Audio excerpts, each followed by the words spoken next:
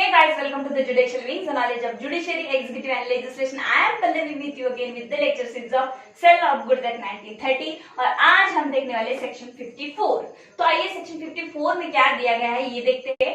Cell not generally रिसाइनेड bye लीन और stoppage इन ट्रांसिस। देखिए जो हमने देखा था कि सेलर को क्या राइट है, एक तो वो स्टॉप करेगा जब ट्रांसिस में होगी गुड्स, ठीक है, पहला राइट है सेलर का, अनपेड सेलर का, ठीक है। और दूसरा राइट क्या है, राइट टू लीन, यानी कि गुड्स अगर पोजेशन में है तो क्या करेगा, रिटेन करके रखेगा, ठीक है कि नहीं, तो रिटेन करके रखेगा। तो यहाँ पे देखिए क्या कहा गया है सेक्शन में, तो यहाँ बोला गया है sale not generally rescind, sale rescind नहीं होगा सिर्फ राइट टू लीन का यूज करने से और स्टॉपेज करने से। मतलब अगर बायर ने पैसे नहीं पेड किए, ठीक है कि नहीं पेड कर रहा है बायर, या फिर इंसॉल्वेंट हो गया है, ठीक है, किसी भी चीज में अगर ये सेलर अनपेड सेलर बन जाता है, यानी कि एक भी रुपया इसका इसने पेड नहीं किया है और ये अनपेड सेलर बन गया और इसने क्या किया, राइट टू लीन का यूज किया, राइट टू स्टॉपेज का यूज किया, तो इसी वजह से आपका पूरा के पूरा कॉन्ट्रैक्ट रिसाइड नहीं हो जाता। पूरा का पूरा कॉन्ट्रैक्ट जो हुआ था किसके बीच में, सेलर और बायर के बीच में, ये कैंसल नहीं हो जाता, रिसाइड नहीं हो जाता, ये बोलता है सेक्शन 54। तो कब रिसाइन होता है ये पूरा कॉन्ट्रैक्ट, क्या सेलर बायर का वेट ही करता रहेगा, सेलर बोलेगा कि राइट टू रिटेन तो करके रखे हैं गुड्स, कब बायर आएगा, और अगर सेलर को रिसेल करना हो, सेलर को वो गुड्स किसी और को बेचने हो, तो क्या कॉन्ट्रैक्ट तो खत्म नहीं हुआ है अभी, तो सेलर क्या बेच सकता है, रिसेल कर सकता है। अगर स्टॉपेज में ट्रांसिस करके रखे हो या फिर वही पड़े हैं गुड्स, या फिर वो लेके आया है सेलर अपने एक्सपेंसेस से खुद के घर पे, तो क्या बायर को असेंट देगा क्या, और बायर की कंसेंट या फिर असेंट कि तुम रीसेल कर दो, अभी मुझे कॉन्ट्रैक्ट कंटिन्यू नहीं करना है, क्या ये सब चीज जरूरी होती है, या फिर ये सब चीजें जरूरी नहीं होती है क्या करने के लिए, कॉन्ट्रैक्ट आपके दोनों के बीच में रिसाइन होने के लिए। तो आइए हम देखते हैं सेक्शन 54 की बैरक लैंग्वेज क्या बोलती है। Subject to the provision of this section, a contract of sale is not resigned by the mere exercise of an unpaid seller of his right of lien or stoppage in transit। तो यहाँ पे बोला गया है सिर्फ और सिर्फ seller ने पैसे ना पेड किए हैं, बायर ने इस कारण से राइट टू लीन यूज किया है या right to transit stoppage in transit use किया है, तो उस कारण कॉन्ट्रैक्ट रिसाइन नहीं होता है, ये बोला गया है जनरल रूल में, ठीक है। तो अब आगे क्या बोला गया है, where the goods are of a perishable nature. तो देखिए यहाँ पे हम पॉइंट्स निकालेंगे, कब, पहले तो बोल रहा है कि नहीं होगा, रिसाइन नहीं होगा सिर्फ और सिर्फ क्या करने से, राइट टू लीन यूज करने से, राइट टू स्टॉप करने से। तो पहला है कि पेरिशेबल नेचर के गुड्स है, ठीक है, अगर एप्पल ट्रांसफर करने थे, एप्पल डिलीवर करने थे, लेकिन अब पता चल रहा है कि बायर इंसॉल्वेंट हो गया, बायर नहीं लेना चाहते, तो अब सेलर ने अपने ही पास क्या करके रख दिए, रिटेन करके रख दिए, भेजे ही नहीं। तो अब क्या, कब सेलर उसे रीसेल कर सकता है, किसी तीसरे पर्सन को बेच सकता है, ठीक है कि नहीं। अगर पेरिशेबल नेचर के होंगे तो seller without the consent of buyer कभी भी इसको रीसेल कर सकता है, कभी भी, ठीक है। इसे सेलर को बायर को नोटिस देने की जरूरत नहीं है, नॉट नीडेड, समझ में आया, ठीक है। तो सेलर को बायर को नोटिस देने की जरूरत नहीं है, नोटिस देगा, बताएगा, उसका आंसर आएगा, तब तक तो ये एप्पल जो है वो तो खराब हो जाएंगे, पेरिश्ड हो जाएंगे। अगर गुड्स पेरिशेबल नेचर के हैं तो डायरेक्टली सेलर क्या कर सकता है, सेलर का राइट है कि वो रीसेल कर सके उस गुड्स को। इतना आया समझ में, the goods of a perishable nature. और बोला गया है यहाँ पे दूसरी कंडीशन बोली गई है, where the unpaid seller who has exercise his right of lien और stoppage in transit gives a notice to the buyer of his intention to resell, ठीक है। तो यहाँ पे अगर पेरिशेबल नेचर के नहीं होंगे तो दूसरी कंडीशन में बताया गया है कि सेलर ने बायर को नोटिस देनी है, कैसी नोटिस, अगर तुम नहीं लेके जाते, अगर तुम मेरा पैसे पेड नहीं करते, तो मैं इसे क्या करने वाला हूँ, रीसेल करने वाला हूँ। ठीक है, ये नोटिस देना अनिवार्य है। ये दो चीजें हमारी यहाँ पे, दो पॉइंट्स हमने निकाले हैं।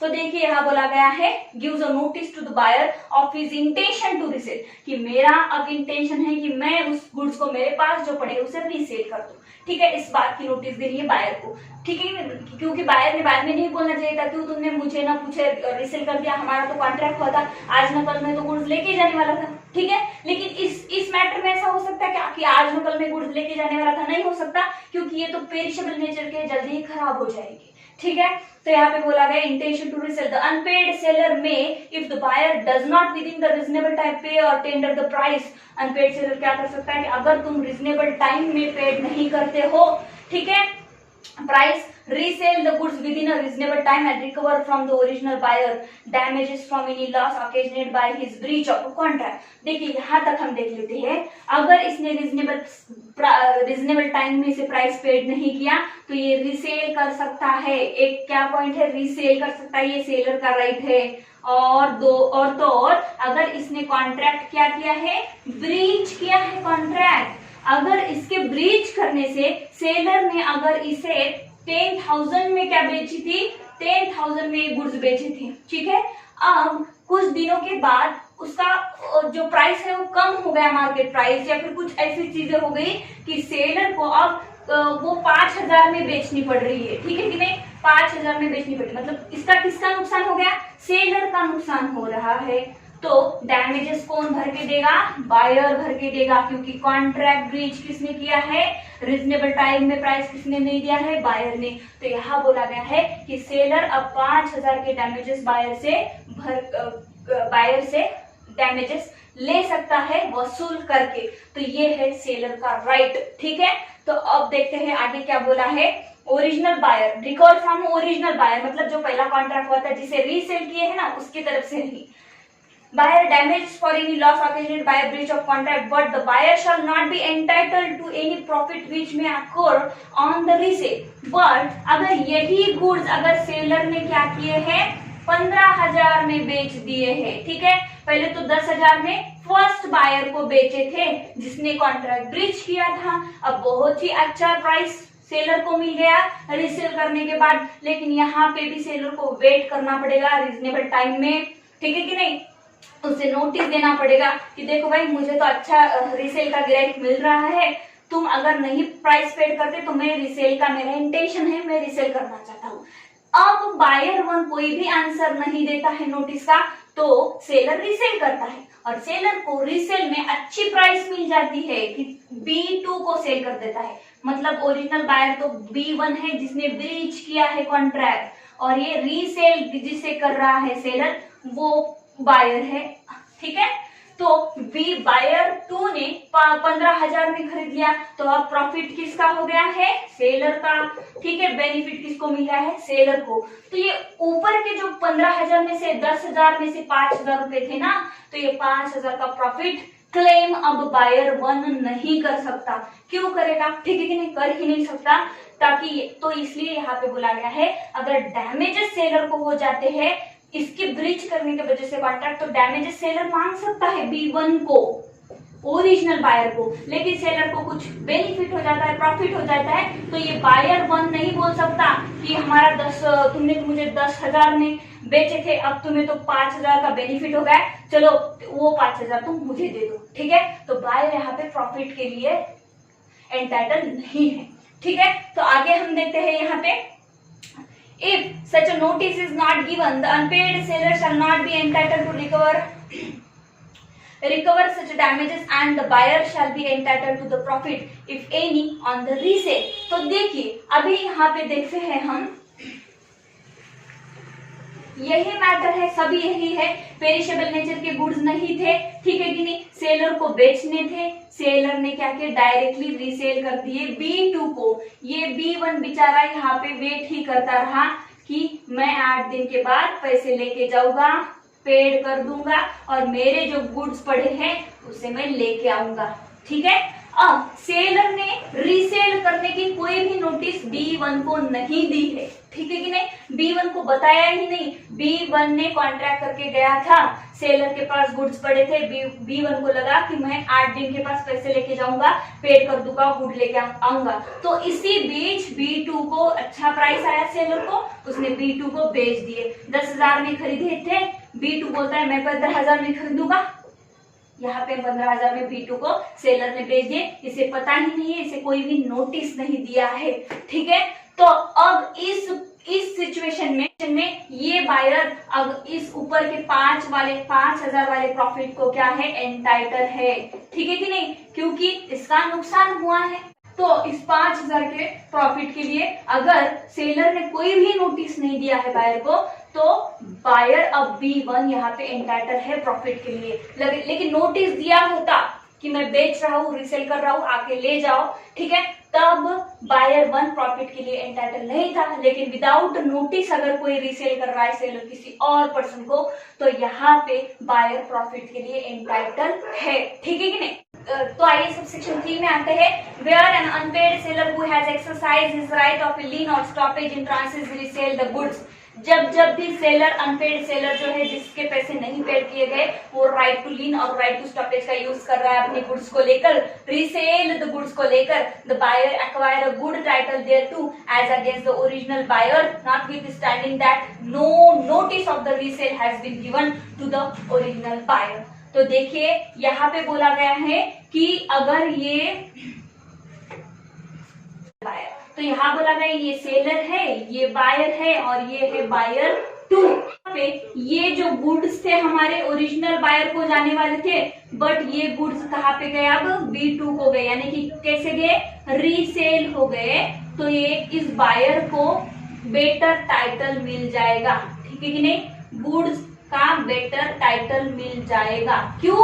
क्योंकि पहले ही हमने बताया है, पहले ट्रांसफर ऑफ प्रॉपर्टी भी बोलता है, सेल ऑफ गुड्स एक्ट बोलता है कि ये बायर अगर गुड फेथ में खरीद लेता है, पूरे प्राइस पेड करता है, बोनाफाइडली खरीद लेता है, तो इसका कोई दोष नहीं है, इसे कुछ पता नहीं है, इसे बेटर टाइटल मिल जाएगा, ठीक है। तो यहाँ पे बोला गया है the buyer acquire good title thereto as against the original buyer, as against the original buyer इसने अब बेटर टाइटल एक्वायर कर लिया है। Notwithstanding that no notice of the resale has been given to the original buyer, ये matter नहीं करेगा कि इसने, सेलर ने इसे नोटिस दिया था नहीं दिया था, ये बोलेगा मुझे क्या लेना देना भाई तुम्हारे कॉन्ट्रैक्ट से, तुम नोटिस दो नहीं दो, मैंने तो गुड फेथ में खरीदा है, मुझे तो बेटर टाइटल मिलना चाहिए। तो B1 के पास, ओरिजिनल बायर के पास क्या क्या राइट है अभी, वो यहाँ पे सेलर ने प्रॉफिट कमाए हो तो क्या कर सकता है, प्रॉफिट का क्लेम कर सकता है कि जितने प्रॉफिट कमाए उतने मुझे दे दो, या फिर इसका कोई नुकसान हो जाता है तो इसे डैमेजेस क्लेम करके मांग सकता है ओरिजिनल बायर सेलर को। बट अब टाइटल पे वो क्लेम नहीं कर सकता क्योंकि बेटर टाइटल किसी और को जा चुका है यहाँ पे, ठीक है। अब हम जाते हैं सबसेक्शन 4 पे कि सबसेक्शन 4 में क्या बोला गया है, ठीक है। यहाँ बोला गया है the seller expressly reserve right of resale in case the buyer should make a default. यहाँ पे सेलर ने पहले ही दिमाग में लाया था कि अगर बायर कोई भी डिफॉल्ट करेगा, मुझे अनपेड सेलर बनाएगा, मेरे पैसे पेड नहीं करेगा, तो इसने कॉन्ट्रैक्ट में ही लिखा था, क्या लिखा था कॉन्ट्रैक्ट में, कि मैं रीसेल कर दूंगा गुड्स को। सेलर ने कॉन्ट्रैक्ट बनाते वक्त ही लिखा कि मैं रीसेल कर दूंगा गुड्स को अगर तुम टाइम पे पैसे नहीं देते हो तो, ठीक है। ये बोला गया यहाँ पे कोई डिफॉल्ट करते हो तो, and on the buyer making a default resell the goods, ये डिफॉल्ट करता है तो मैं इसे रीसेल कर दूंगा, ये कॉन्ट्रैक्ट में ही मेंशन है, रिजर्व करके रखा है सेलर ने ये राइट। तो resell the goods, the original contract of sale is thereby rescinded. अगर ओरिजिनल कॉन्ट्रैक्ट खत्म भी हो जाता है, रिसाइन भी हो जाता है, तो but without prejudice to any claim which the seller may have for damages. अगर ओरिजिनल कॉन्ट्रैक्ट रिसाइन भी हो जाता है तो कोई मैटर नहीं, सेलर बायर को क्लेम कर सकता है। बट यहाँ पे डज नॉट प्रिक्लूड बोला है, इसका मतलब ये है कि सिर्फ सेलर कॉन्ट्रैक्ट में इतना ही लिख सकता है कि जब आप डिफ़ॉल्ट करोगे तब और ये रीसेल करने का राइट सेलर को रहेगा, बट यहाँ पे कोई भी क्लेम या डैमेजेस के स्पेसिफिक अमाउंट कॉन्ट्रैक्ट में नहीं डाल सकता। इसका मतलब है कि सेलर कॉन्ट्रैक्ट में ये सारी चीज़ें नहीं डाल सकता कि कितना डैमेजेस बायर ने भर के देना चाहिए या इतनी सारी चीज़ें। सिर्फ इतना बता सकता है कि रीसेल करने का राइट सेलर को रहेगा अगर बायर डिफ़ॉल्ट करेगा तो। Thank you so much friends. I hope you well understand this topics and like कर देना, सब्सक्राइब कर देना, शेयर ज़रूर करना। Thank you so much.